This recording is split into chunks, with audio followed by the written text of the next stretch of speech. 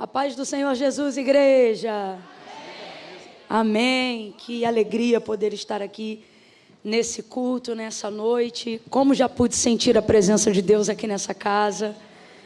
Como é bom estarmos aqui.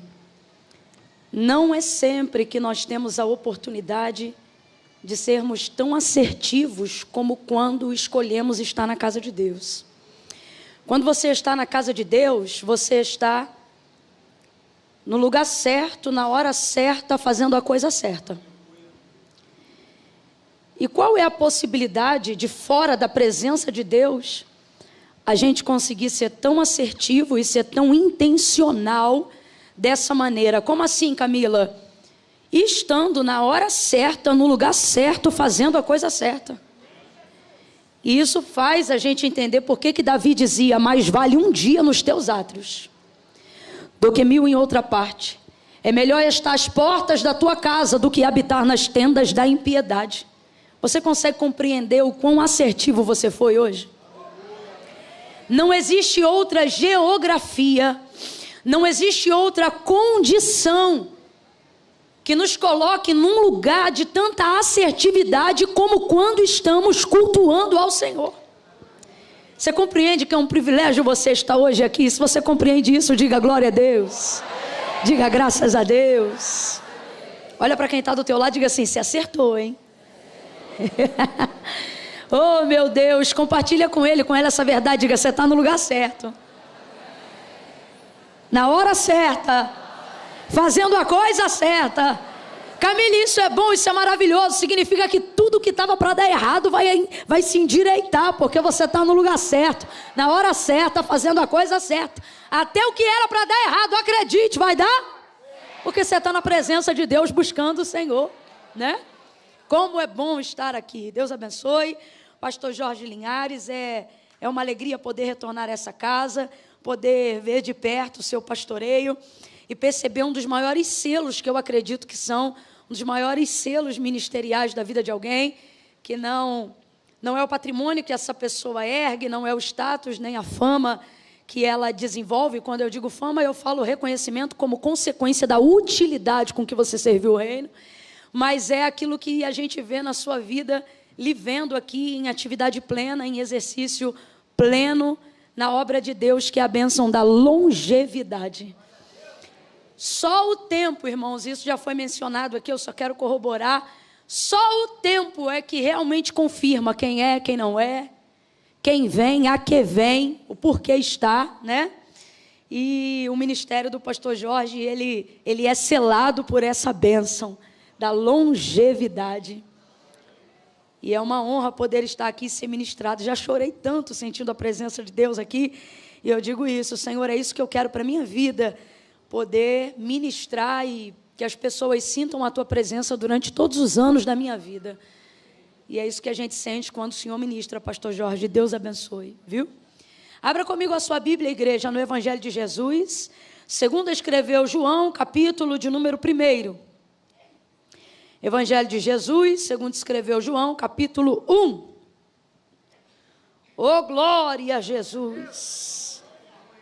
Eita, que ceia boa! Estou com a voz embargada. Ah, não tem coisa melhor do que a presença de Deus.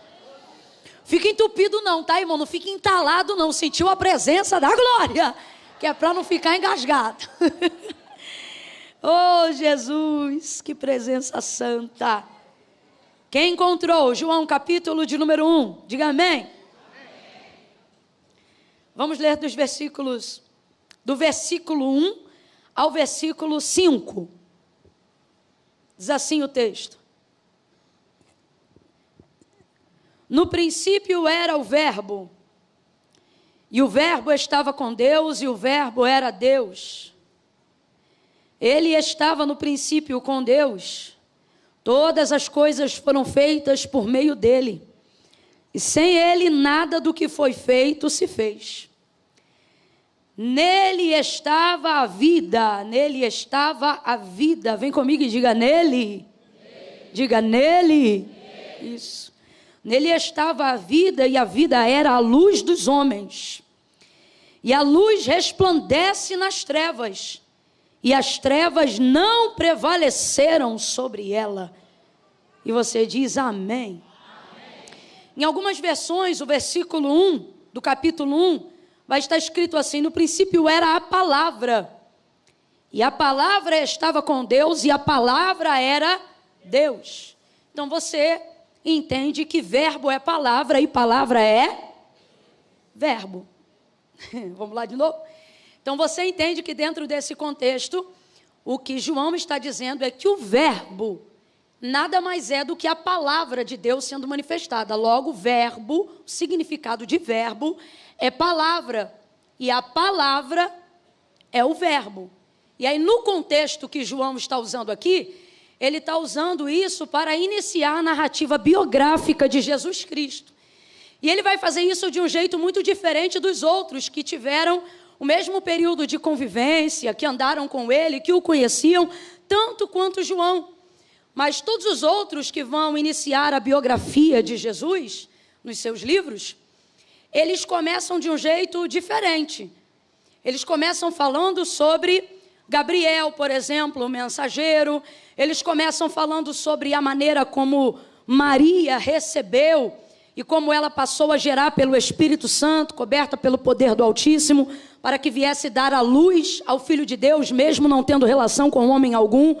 Você vai perceber toda a construção genealógica no início dos evangelhos para apresentarem a descendência de Jesus, a hereditariedade de Jesus, a ligação dele com a casa de Davi, a correspondência do texto de Isaías, sempre voltada de uma maneira mais humana, mais biográfica mesmo. E João vai ser um ponto fora da curva, totalmente diferente de Mateus e dos demais. Ele não vai gastar absolutamente nenhuma linha, nem mesmo para poder mencionar que Maria era sua mãe ou que José foi escolhido para ser seu pai e seu educador depois do seu nascimento. Ele já vai direto no ponto aonde ele parte do conhecimento que ele desenvolve pela convivência dele com Cristo, discernindo que, na verdade, a manifestação da sua existência não começa se dando pelo ventre de Maria, mas começa se dando por aquilo que ele já conhece, relatado por Moisés em Gênesis 1. E é por isso que no verso 1, ele já começa dizendo, no princípio, este mesmo princípio relatado em Gênesis capítulo de número 1, quando o texto começa dizendo, no princípio a terra era sem forma e vazia, havia trevas sobre a face do abismo e o Espírito de Deus se movia sobre a face das águas, e disse Deus. E aí o texto começa a narrar o verbo sendo manifestado, que nada mais é do que o quê? O que é verbo? E isso, a palavra. É a alusão a isso que João está fazendo quando ele começa a narrar a biografia de Cristo. Ele não começa a mencionar no ventre de Maria, ele não começa a mencionar ou a datar a existência, apesar de carnal, de Cristo aqui na terra, a partir do momento que Maria começa a gerá-lo. Ele vai no ponto da existência de que ele tem consciência de que Cristo já se manifestava antes mesmo de se fazer carne. Por isso ele diz no princípio e não no ventre. Por isso ele diz no princípio e não na mensagem do anjo Gabriel. Entenda, isso não invalida de maneira nenhuma a biografia original da conceição virginal de Maria para Jesus Cristo. É apenas uma forma e uma perspectiva que nenhum outro ainda havia apresentado. E é interessante, no tempo presente que nós vivemos, nós podemos observar o prisma, o olhar de João tão profundo para a eternidade, compreendendo que na verdade Cristo já estava presente muito antes da cruz, muito antes do ventre de Maria. Há uma frase filosófica que eu amo muito, onde diz assim: antes do haja cruz, ele já existia no haja luz. Não é plano B. As pessoas, às vezes, elas são tendenciosas a acreditar que tudo aquilo que a gente vive ou que Cristo passou a manifestar a partir do momento que se fez carne entre os homens, na verdade é correspondência do plano B, abre aspas, que que Deus inaugurou ainda no Éden, depois da queda de Eva e de Adão, do homem e da mulher. Mas, na verdade, ele não é plano B, ele não é opcional, ele é plano A. preparar. A própria palavra de Deus garante aquilo que a gente está falando aqui agora. Ela diz que o Cordeiro já estava preparado e não foi depois da fundação do mundo. Se você conhece o texto, você lembra. O Cordeiro já estava preparado quando, gente? Quando? Quem lembra, gente? Quando? Antes da fundação do mundo.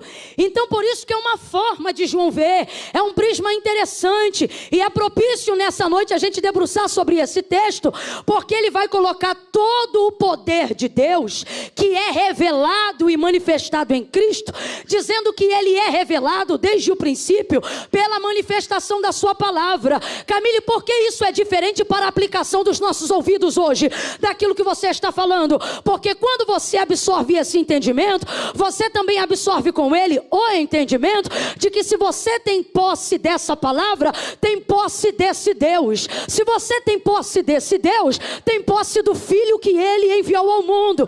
E se você tem posse da autoridade do nome de Jesus Cristo dentro de você, você também tem a mesma autoridade que o Pai lhe concedeu em seu nome. Para quê, Camila? Para viver os milagres que ele viveu, para andar como ele andou, para projetar como ele projetou, para ser intencional como ele foi, para libertar como ele libertou, para ressuscitar como ele ressuscitou, para curar como ele curou, para transformar como ele transformou, para levantar como ele levantou, para acreditar como ele acreditou, para continuar aquilo que ele começou. Foi ele mesmo que disse, não foi eu, foi ele mesmo que disse: aquele que crê em mim, obras maiores do que eu ele fará. E para que isso não seja uma filosofia ou um sermão interessante de uma pregação, porque o evangelho, irmãos, não é tópico. Evangelho não é uma construção bela de uma exegese. Paulo deixa claro aos romanos: o evangelho é o poder de Deus. E é disto que nós estamos falando. Sobre uma palavra que transforma, sobre uma palavra que liberta, sobre uma palavra que muda destinos, que quebra maldições, sobre uma palavra que faz água se transformar em vinho, sobre uma palavra que inaugura um antes e um depois na vida de todo aquele que se alinha a ela. Por isso João vai centralizar o entendimento de que Cristo é a sua palavra e de que a conceição de Maria e todo o ministério exercido por Cristo e manifestado a todos os homens aqui na terra, ele é uma parte, a parte mais importante, mas de um todo que não começa no ventre de Maria, mas que já fazia parte do plano original de Deus para todo aquele que estiver de posse da sua palavra. Quando Jesus vai ser assunto aos céus, antes, na verdade, de se entregar e deixar claro que depois disso ele iria ser assunto aos céus, e a gente vê o cumprimento dessa palavra em Atos, capítulo de número 1. Um dos seus discípulos vai chegar para ele e vai dizer, quando ouve ele dizer assim: eu vou para o meu pai. Aí o discípulo pergunta para ele: mas tu estás conosco tanto tempo, vai para o teu pai, mostra-nos o pai. E ele disse: ora, tu ainda não vês o pai? Quem vê a mim, vê o pai. Porque eu e o pai somos lá na criação de todas as coisas. Qual foi a primeira palavra na criação do homem, que o Senhor manifestou? Façamos. Você vê uma conjugação que manifesta outra presença, outra pessoa, por que não dizer o Deus Trino? Entenda isso. Agora vem João e diz: no princípio era o verbo. O que ele está dizendo? No princípio era a palavra. A palavra estava com Deus. De quem propriamente ele está falando, gente? De Jesus. No princípio era o verbo estava com Deus, o verbo era Deus, nele estava a vida. Então, compreendendo que a palavra é Deus, que a palavra é Jesus, compreendemos que quem está nesta palavra, nela também tem vida. Ele diz, no princípio era o verbo estava com Deus, o verbo era Deus, e nele estava a vida. Então, se dentro deste contexto, eu perguntasse para você, aonde está a vida, você deveria responder que a vida está onde? Na palavra. E se eu perguntasse para você, aonde está a palavra de vida, você deveria dizer, em Jesus.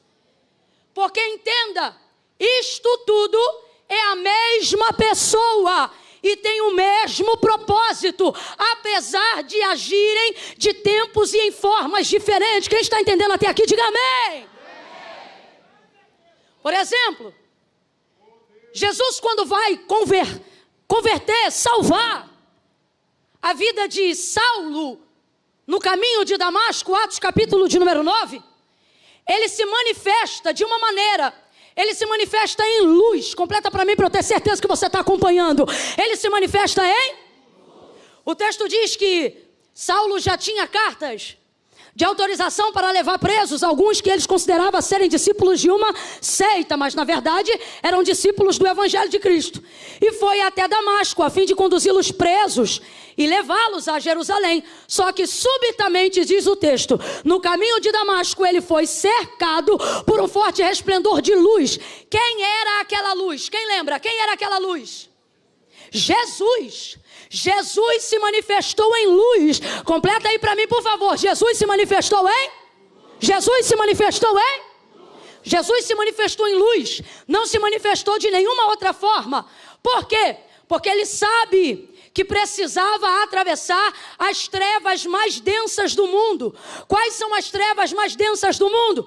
As trevas mais densas do mundo não são as obras da malignidade, não são os rituais praticados, exercidos ou aprendidos pelos adeptos das trevas. Não, você se engana. Não é o derramamento de sangue, pessoas ou bichos. Não, as densas as trevas, mais densas das obras das trevas, elas moram na ignorância.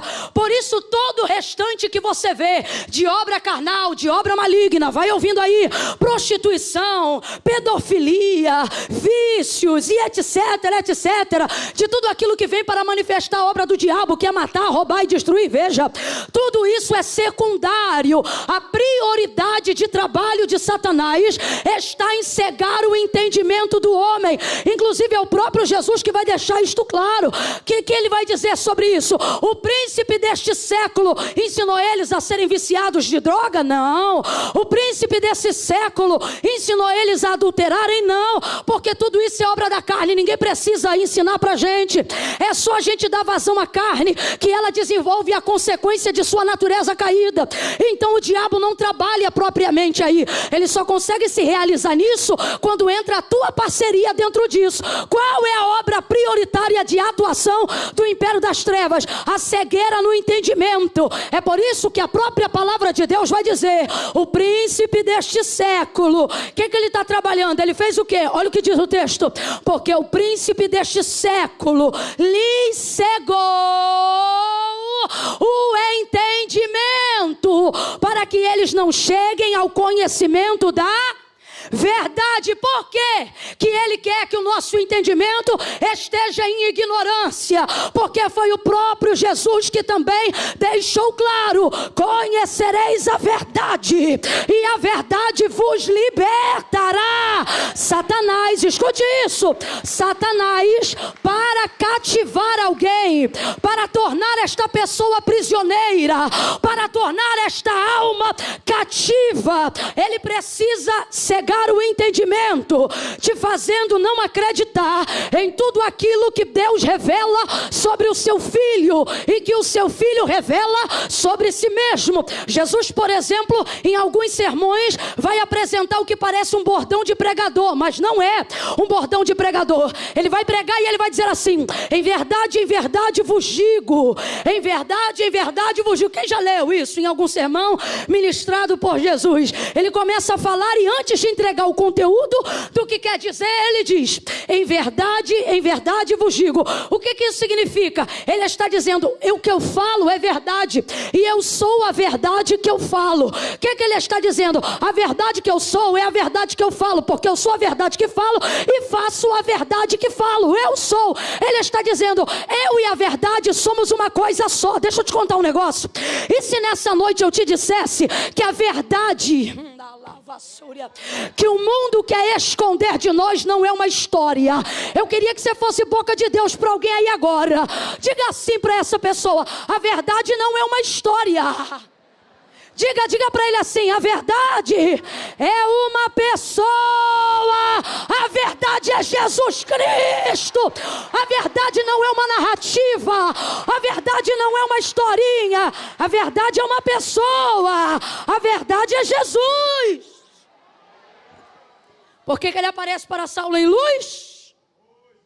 Porque ele diz que a manifestação da sua palavra, de acordo com o que João escreveu no capítulo 1, se revela em luz. Presta atenção: aonde tem palavra tem luz. É isso que ele está dizendo.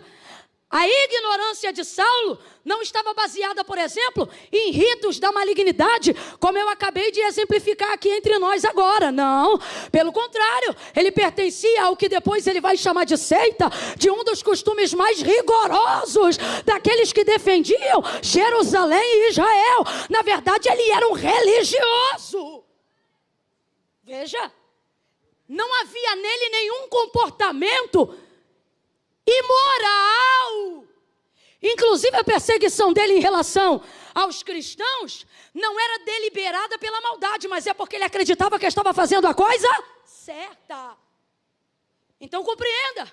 Agora, quando Jesus se revela para ele no caminho de Damasco, Jesus não se revela em fogo, não se revela em água, não se revela em vento, mas manifesta aquilo que João viu na ilha de Pátimos quando se aproximou do Cristo glorificado no arrebatamento. Seu semblante era como o sol quando sai em sua força. Quem é que aguenta olhar para o sol? Na verdade, o que o texto diz é que ele brilha mais do que o sol. João tentou explicar o resplendor que via no reflexo dos seus cabelos. Tão brancos eles eram, ele começa a dizer: é como a lã. Mas se você vê Apocalipse, você percebe que não há referência aqui na terra para ele conseguir escrever o texto. Aí ele continua e diz: os seus cabelos eram brancos como a lã. Só que ele continua, porque ele está tentando capturar alguma referência para tentar traduzir para a gente o que ele viu, e ele não consegue, porque ele nunca viu o tamanho resplendor de luz, nunca viu o tamanho brancura, nunca viu o tamanho reflexo. Aí ele continua e ele diz: mais alvos do que a neve. Foi o nível mais branco que ele conseguiu chegar para tentar traduzir a referência daquilo que ele está vendo, porque afinal é difícil descrever o que ele viu, porque Paulo também viu e disse: o que não subiu ao coração do homem, o que o ouvido não ouviu, são as coisas que estão preparadas para aqueles que esperam nele. É muito difícil. Agora veja. Então a manifestação dessa luz, ela só pode se dar pelo poder da sua palavra. Por isso Saulo vai viver a conversão, porque é diante de Jesus, que é o verbo vivo, palavra viva, ele vai aparecer num resplendor de luz tão forte. E depois você pode dar continuidade a esse diálogo que vai acontecer entre ele e Jesus no capítulo 9 do livro de Atos. Mas o que você vai perceber? Que quando ele vai ao chão pelo reflexo de luz, completa aí bem forte, quando ele vai ao chão por causa do reflexo de... A primeira pergunta que Saulo faz para ele é: quem és, Senhor? E ele responde o quê? Eu sou Jesus, a quem tu persegues. Eu sou Jesus. Então veja, Jesus se manifestou num forte resplendor de... Volta para João capítulo de número 1. No princípio era o verbo estava com Deus, o verbo era Deus. Nele estava a vida, e a vida era a luz dos homens. E a luz resplandeceu nas trevas.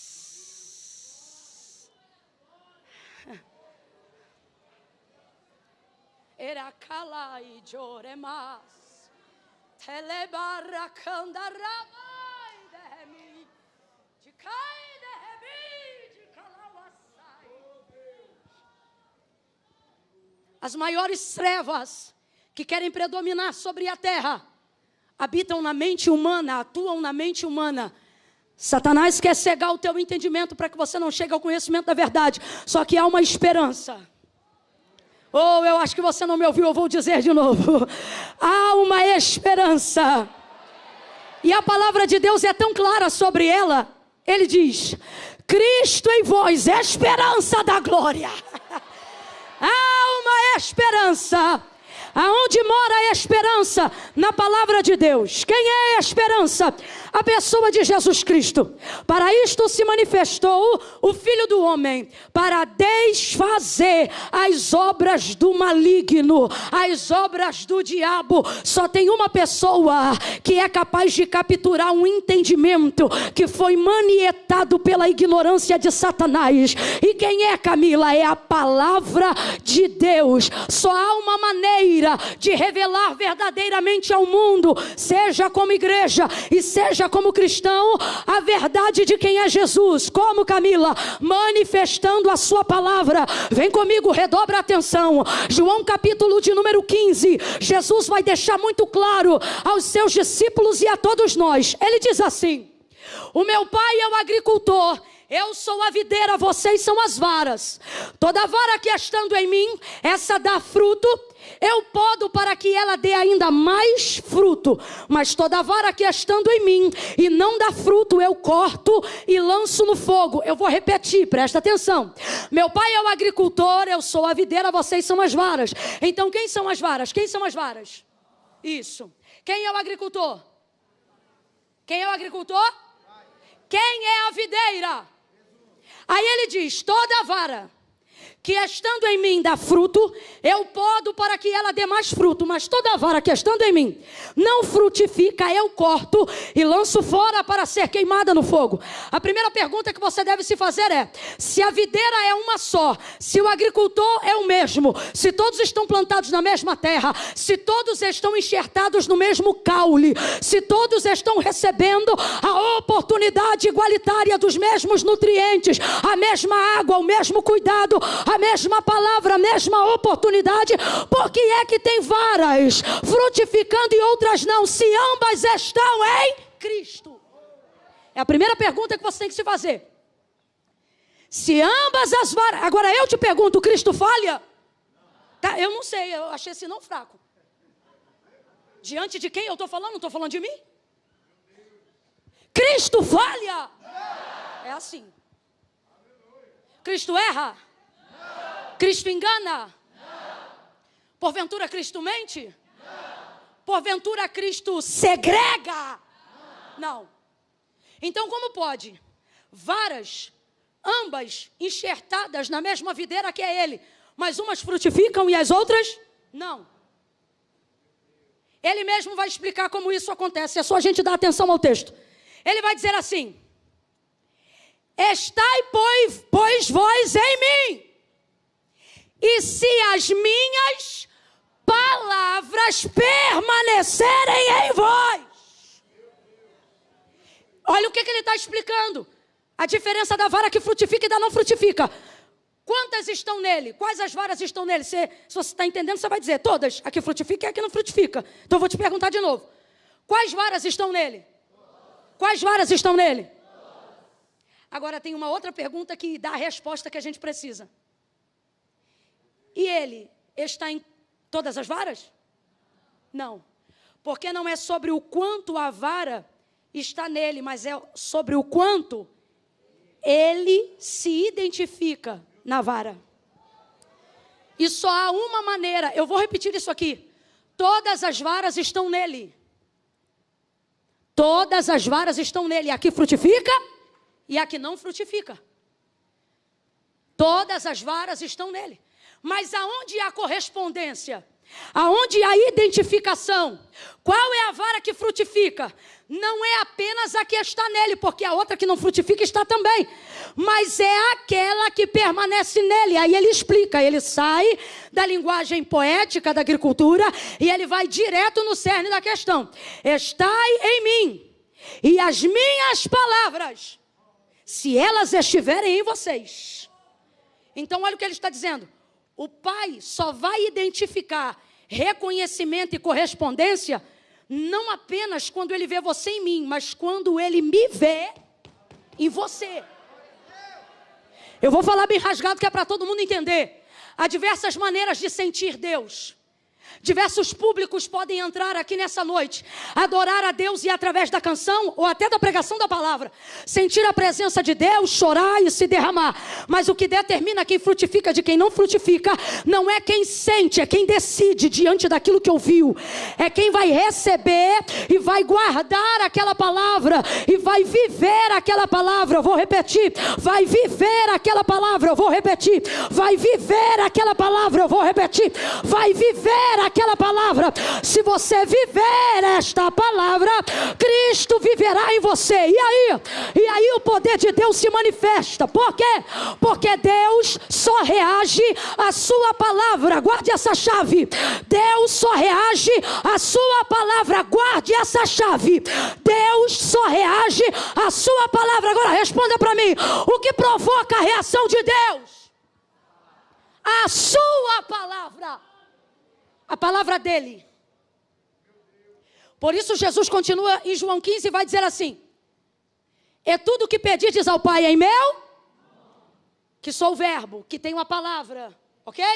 E tudo que pedirdes ao Pai em meu nome, ele não diz eu vou pensar, ele não diz eu vou estudar o caso, meu irmão, olha o que está escrito. E tudo que pedirdes ao Pai em meu nome, vai ser dado, vai ser feito. Vai ser feito. Por quê? Por quê? Por quê? Porque a palavra de Deus já manifestou tudo aquilo que precisamos. A palavra de Deus é mais real do que o chão que você está pisando. Oh, meu Deus do céu.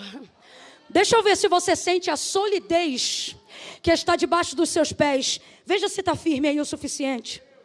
Por favor, veja. Você se sente coberto por esse teto, sim ou não? Se chover lá fora, chove aqui dentro? Não, porque debaixo de nós há uma segurança e por cima de nós há uma cobertura. Mas e se eu te disser que a palavra de Deus é mais sólida do que o chão que você está pisando, e que ela tem mais poder de cobertura do que o telhado que te guarda? Se o pastor Jorge decidir fazer uma obra aqui do nada, dependendo da empreiteira que ele chamar em 24 horas, eles arrancam esse teto e arrebentam esse chão, porque isso daqui é matéria e é passageiro. Céus e terras passarão, mas as minhas palavras jamais. Só que a pergunta é: por que você coloca mais crédito nesse chão que hoje é e amanhã pode não vir a ser?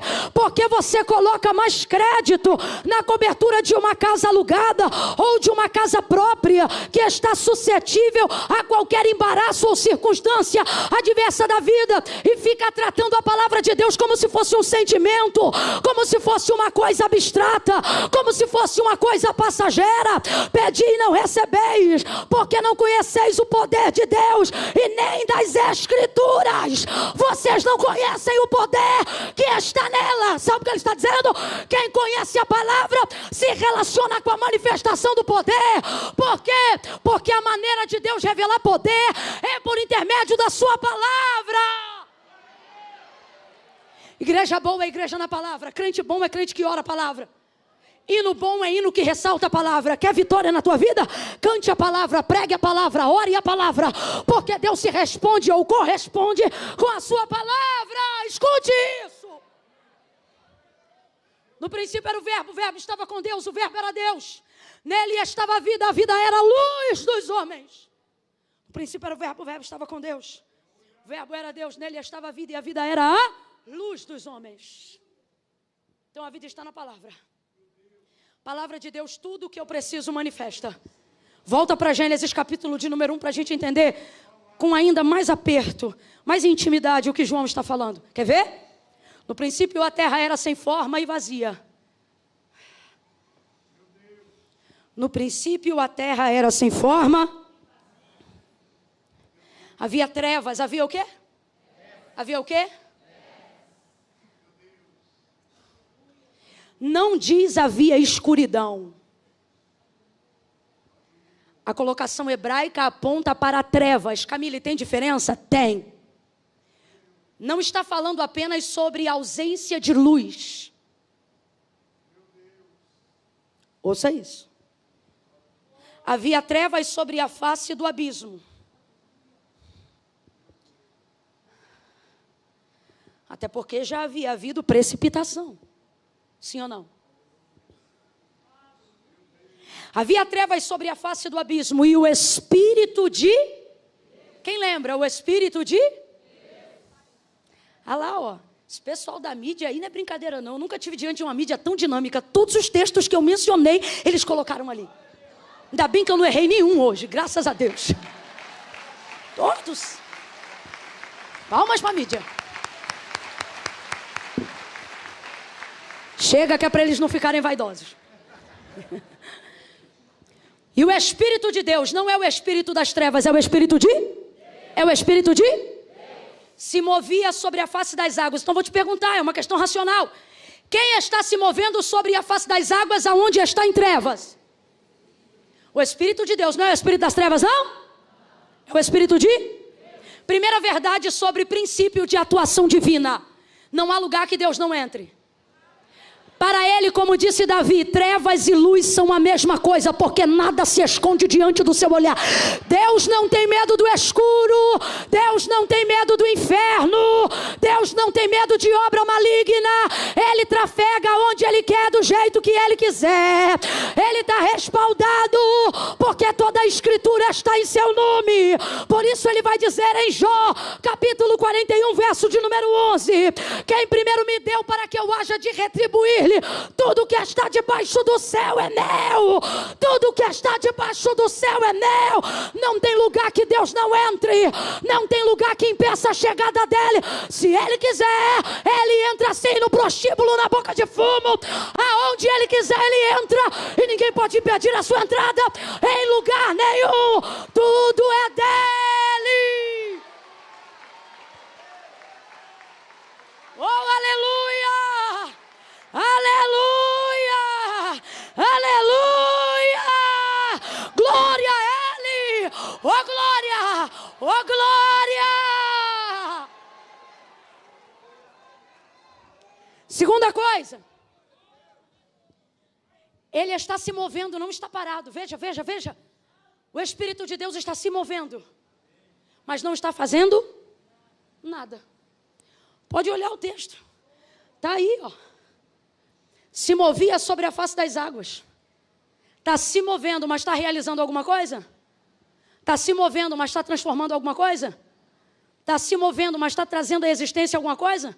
No versículo de número 2, o mover de Deus manifesta alguma coisa? Você ficou até com medo. Mas eu não estou falando o que eu penso, eu estou falando o que está escrito. Então olha para o texto e responda com inteligência. É só olhar para o texto.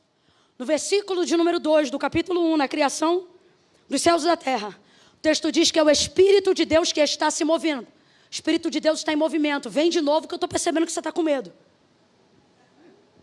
É o Espírito de quem que está se movendo? Ele está parado? Ele está assim?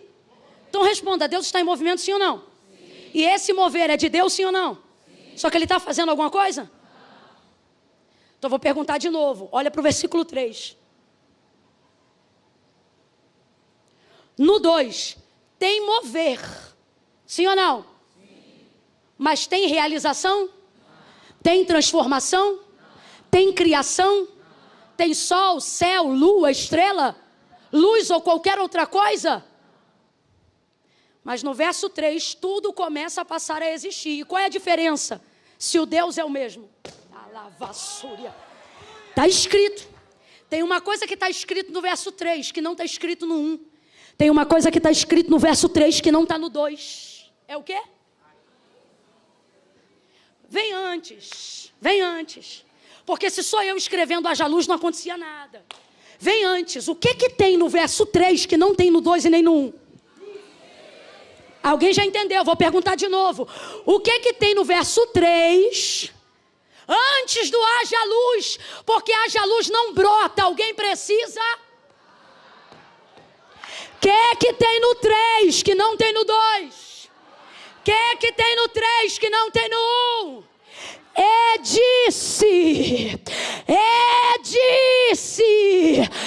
disse Deus, haja luz. Camila, eu ainda não entendi, vai entender agora. Deus é de princípio e Ele só reage à sua palavra. Presta atenção. A manifestação de quem Ele é pode fazer o que Ele quiser. Por exemplo, Isaías vai dizer que se Ele respirar muito fundo, Ele suga as águas de uma vez só. Isaías também vai dizer, e é lindo, se eu fosse você, eu já estava dando glória, que se Ele esticar a mão, Ele mede a terra e o universo, que você chama de infinito, apenas no antebraço de um dos seus braços. Isaías diz que Ele ajunta um montão de todas as águas e elas viram uma gota em sua mão. Ele poderia fazer existir com um pensamento que Ele quisesse, mas Ele não anula o princípio, qual eu só reajo diante da minha palavra. E disse Deus, haja luz. E o que é que aconteceu? E houve luz. Palavra. Se tiver palavra vai ter cura.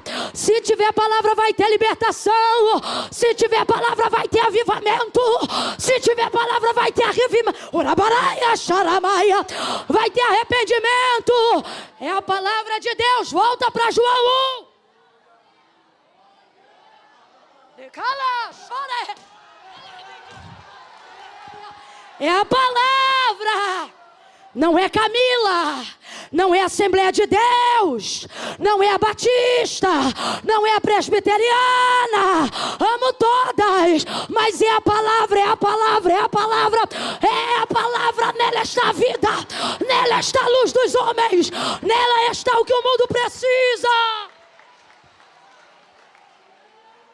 Por que querem acabar com isso daqui?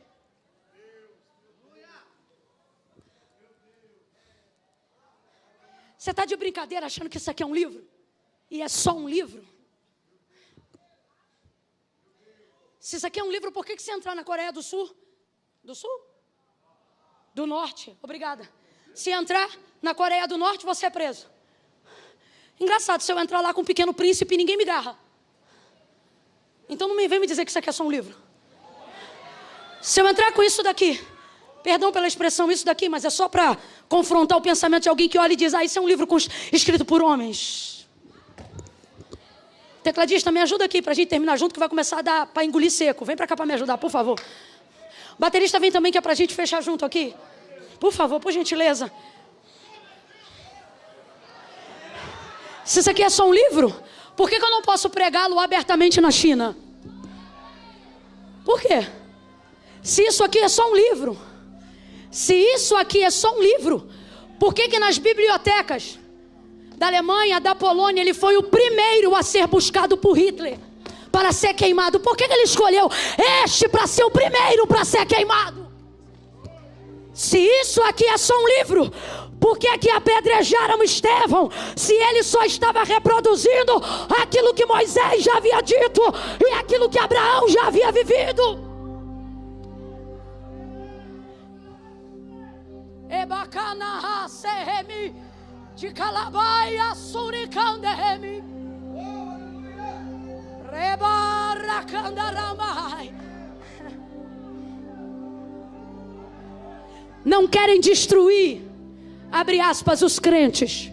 Querem destruir somente aqueles que falam o que está escrito no livro. Eles não querem fechar as portas da igreja. Eles só não querem mais que a gente pregue o que está escrito no livro. Por quê? Porque o livro está acima do rei, dos reinos e dos governos. O livro é Cristo, e Cristo é a sua palavra.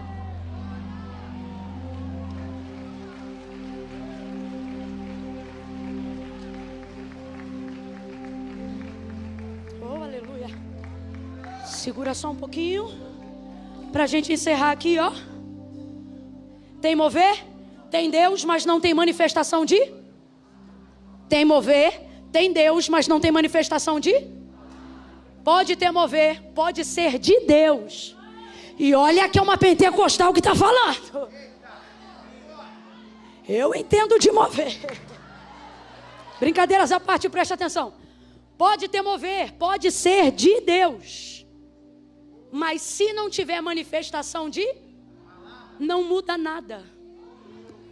Não transforma nada. Não converte ninguém. Porque até Deus, que poderia ter feito tudo que existe e há, com uma manifestação ou uma expressão não verbalizada de tudo que passou a existir, não fez para respeitar o princípio. Por isso o autor da carta aos Hebreus vai dizer assim: porque céus e terra, tudo o que existe e há, não foi feito por prova aparente do que se vê, mas antes foram criados pelo poder da sua palavra. Eu quero encerrar dizendo uma coisa muito importante que tem norteado não só a minha vida, mas a vida de todos aqueles que temem e que querem conhecer mais de Deus. A luz, que é a palavra, resplandece nas... O texto não diz. Escuta isso aqui. A luz, ela expulsa as trevas. Só que ela faz isso sem mandar elas saírem. Como assim, Camila? Elas não dizem para as trevas saiam, elas apenas se manifestam. Quando você acende a luz lá na sua casa, ela fala: acendi, escuro, pode sair. Quando você acende, a luz dissipa. O que ela faz? Ela atravessa. Presta atenção. Para Deus manifestar através da sua palavra a luz no mundo, Ele antes disse: saiam trevas. Pare de gastar toda a sua energia mandando elas saírem.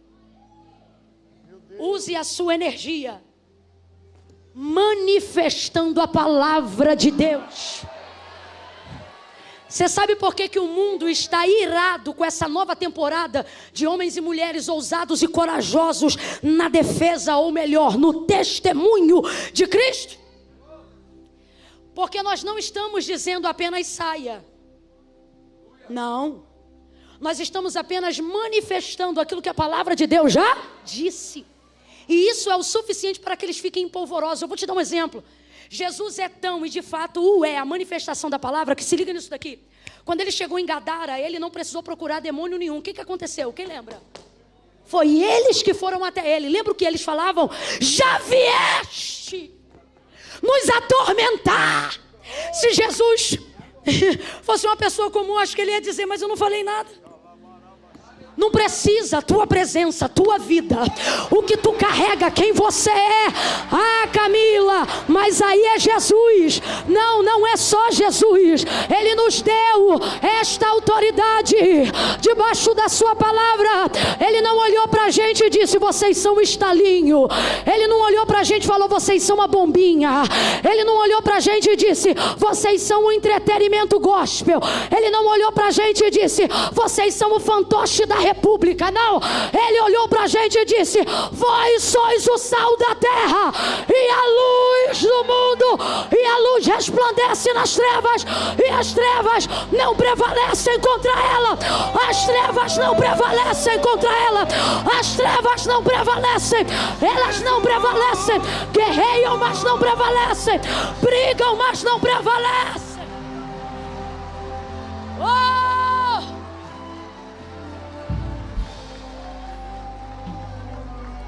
O texto não diz que elas não lutaram, mas diz que elas não prevaleceram. Pode ficar de pé, já vamos encerrar. Essa é a ocasião, essa é a oportunidade. Pastora Camila, tem gente que vê que vai ser orado, que aceitar Cristo. Eu não tenho dúvida disso. Olha aí. Amém. Mas escute.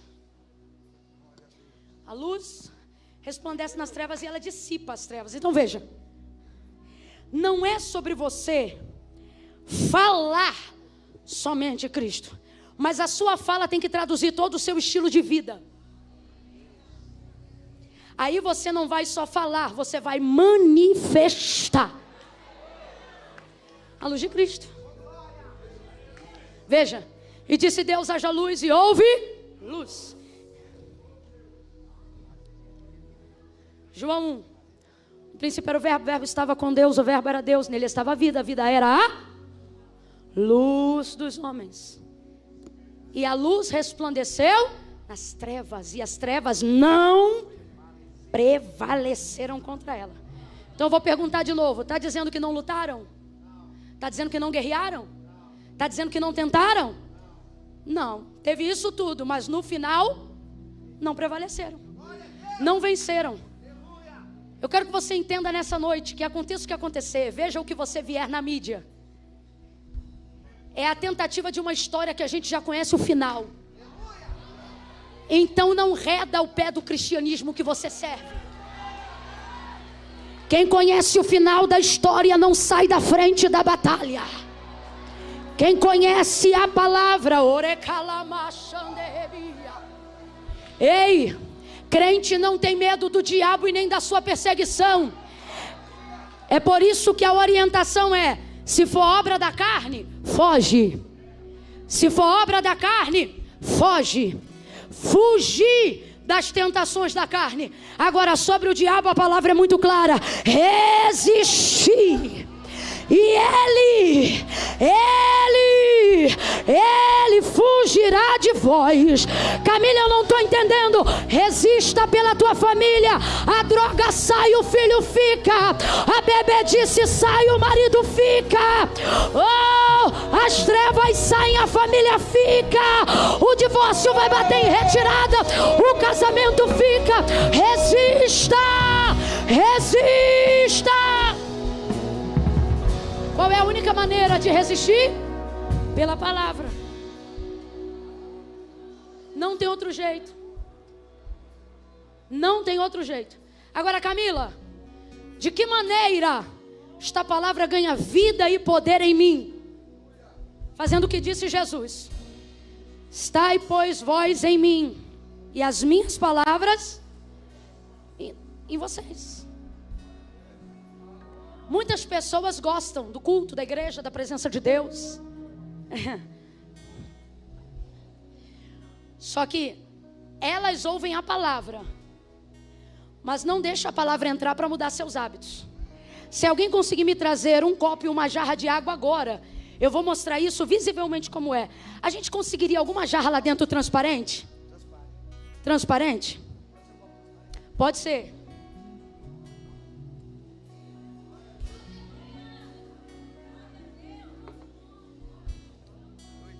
Um só tá bom. Como tem pouca água e depois eu vou beber a água todinha que tá nessa jarra, ninguém vai mais beber. Então vou pegar dessa que eu já bebi e colocar aqui para ficar bastante água.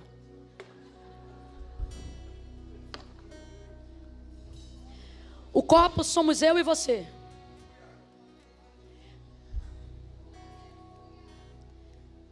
Então o copo sou eu, ok? Deixa eu ver se você está entendendo. Quem é o copo? Isso.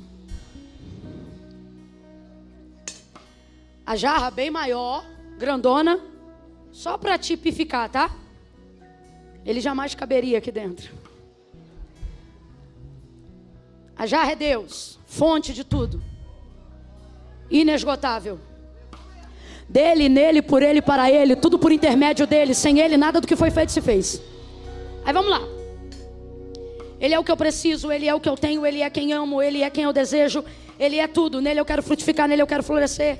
Ok. Aí vamos lá, olha como é que funciona. Você começa a servir a Deus, a vir à igreja, e ele vai te enchendo.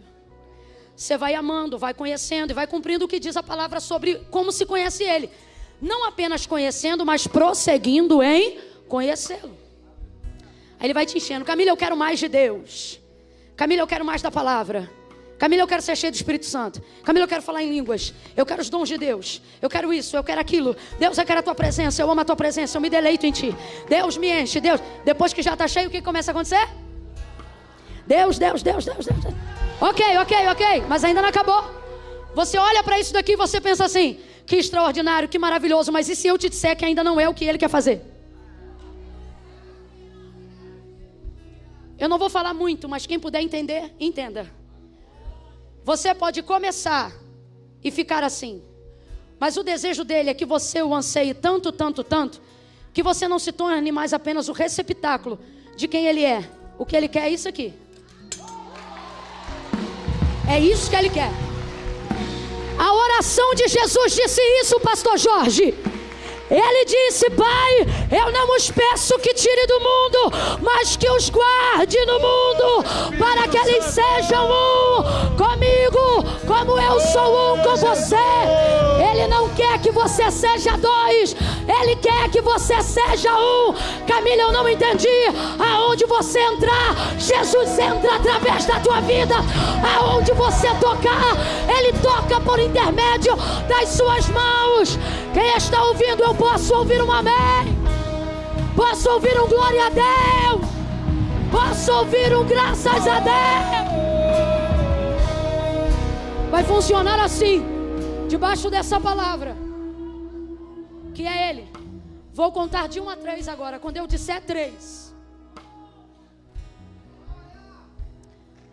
quando eu disser 3, você vai levantar a mão do lugar que você está. Então presta atenção. Ouça, para só levantar a mão quem estiver dentro dessa oportunidade. Quando eu disser 3, vai levantar a mão aquelas pessoas que vêm à igreja, amam o Senhor. Não, Camila, eu venho à igreja, mas eu estou desviado há muito tempo. Desviado não frequenta culto, ainda mais terça-feira. Que raio de desviado é você? Você não sabe ser desviado não, menino. No mês que a gente está em Minas Gerais, era facinho tu encontrar qualquer rocha. Mas não, veio para cá de Deus. Aí quer dizer para mim que é desviado? Desviado não frequenta culto. Não, Camila, mas é que eu estou afastado. E eu estou distante muitos anos. Engraçado, não ficou distante o suficiente a ponto de esquecer o caminho. Boa. E sabe por que você está aqui? Porque você o ama, porque você tem temor. Você diz assim: eu não sou crente não, mas eu vou falar bem rasgado, porque onde é o Espírito de Deus, ali também é liberdade. E eu estou sentindo essa liberdade porque o Espírito de Deus está aqui. Você está aqui e você diz assim: não, Camila, eu vim porque eu gosto, mas eu não sou crente não. Tu não é crente? Sabe como é que eu sei que tu é crente? Tu conhece o nome de um monte de santo, mas quando a coisa aperta, tu chama o nome de um só.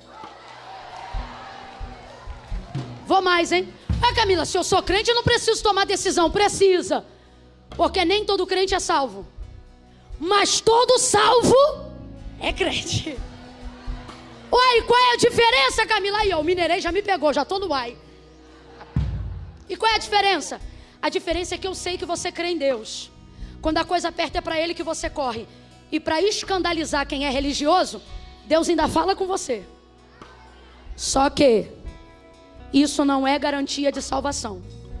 Você pode ser abraçado aqui, amado aqui, prosperar aqui, mas para entrar no céu a condição é específica. E não foi a religião, não foi a igreja. Isso está acima de tudo que você aponta como religião. Foi Jesus Cristo que disse. Olha para mim. Ele disse assim: aquele que me confessar diante dos homens, eu também o confessarei diante do meu Pai que está no céu. Por favor, escute isso aqui. Mas aquele que se envergonhar de mim, ouve isso. Ele não diz aquele que não crê. Porque se está aqui, crê. Ora, se crê, o problema da maioria das pessoas que amam e creem é que elas sentem vergonha de tomar a decisão. Vergonha do quê? Da consciência dos seus pecados, dos seus erros, ou de não se acharem santas o suficiente. A vergonha de não querer ser um crente relaxado como alguma referência que você conheça. Só que Deus me trouxe hoje aqui para te dizer: você não é servo da sua consciência, você é meu servo. Que é isso? Não aceite com que a culpa da razão de você saber quem você é tire de você a redenção do que Jesus já promoveu por você. Qual é a forma então, Camila? O que eu faço se eu sinto vergonha? Tu vai meter a vergonha no bolso e vai levantar a mão com vergonha e tudo. Por quê? Porque a vergonha é passageira, mas tua salvação é eterna. Eu não nasci num lar cristão. Não nasci num lar cristão. Entreguei a vida para Cristo. Primeira Igreja Batista da Posse, um culto como esse.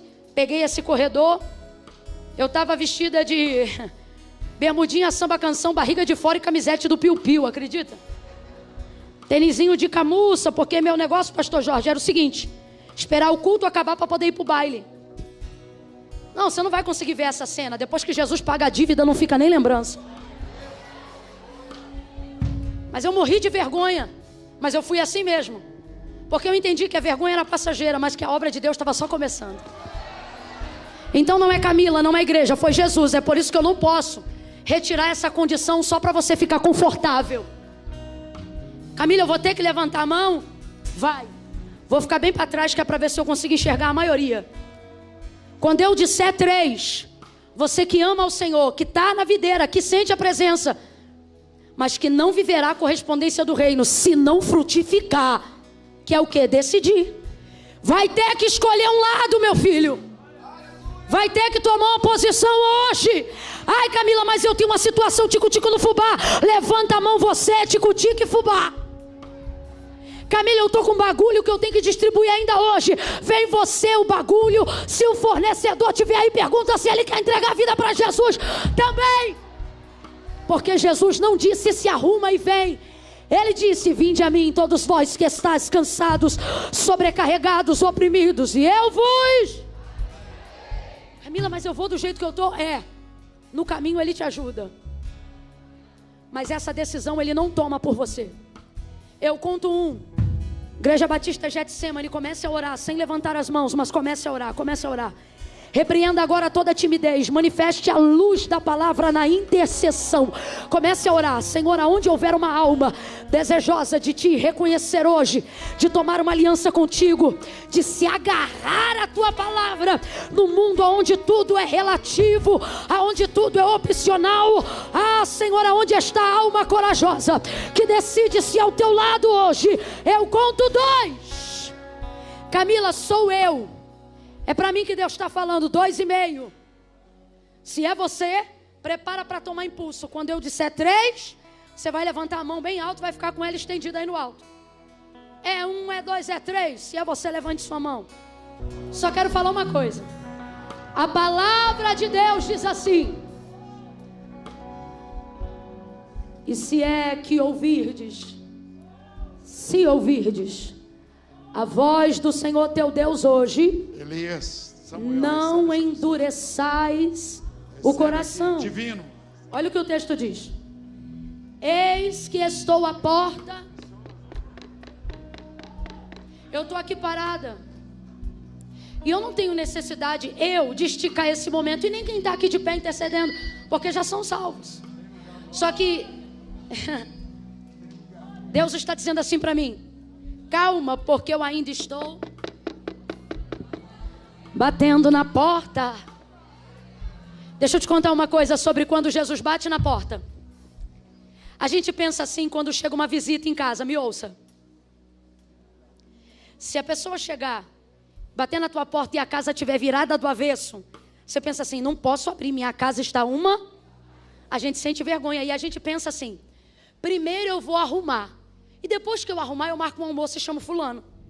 Sim ou não, gente? Primeiro eu vou arrumar, depois que eu arrumar, eu vou fazer um convite, vou botar uma mesa bonita e chamo a pessoa que eu quero.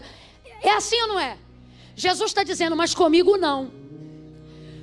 Quando eu bater na porta do seu coração, não arrume a casa primeiro para abrir para mim depois. Porque bater na tua porta é uma oportunidade. Escute. Não há bagunça nenhuma aí dentro que eu já não consiga ver estando aqui do lado de fora.